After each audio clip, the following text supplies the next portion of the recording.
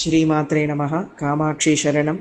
இந்த லோகத்திற்கெல்லாம் தாயாராக பிரகாசிக்கக்கூடியவள் அன்னை காமாட்சி. அந்த காமாட்சி தேவியானவள் காஞ்சிபுரத்திலே லலிதா மகா திரிபுர சுந்தரியாக ராஜராஜேஸ்வரியாக பிரகாசிக்கக்கூடியது எல்லோருக்கும் தெரிஞ்ச விஷயம்தான்.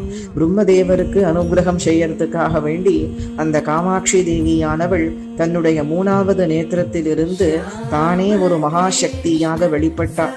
அந்த ரூபத்திற்கு தான் ஸ்வர்ண காமாட்சி, பங்காரு காமாட்சி அப்படின்னு பேரு.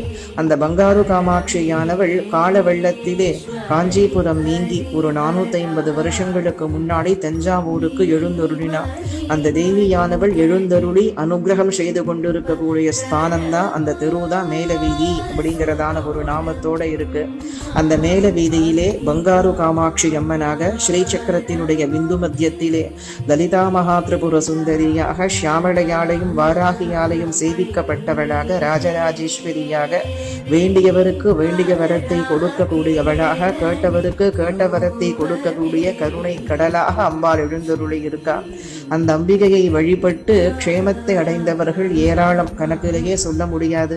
அந்த அம்பாளுக்கு அநேக விதமான உற்சவங்கள் விசேஷமா நடைபெற்று வளர்ந்து அந்த வரிசையிலே கனு உற்சவமானது, அதாவது மாட்டு பொங்கல் அன்னைக்கு கனு பொங்கல் அன்னைக்கு கனு உற்சவமானது விசேஷமா நடைபெற்றது.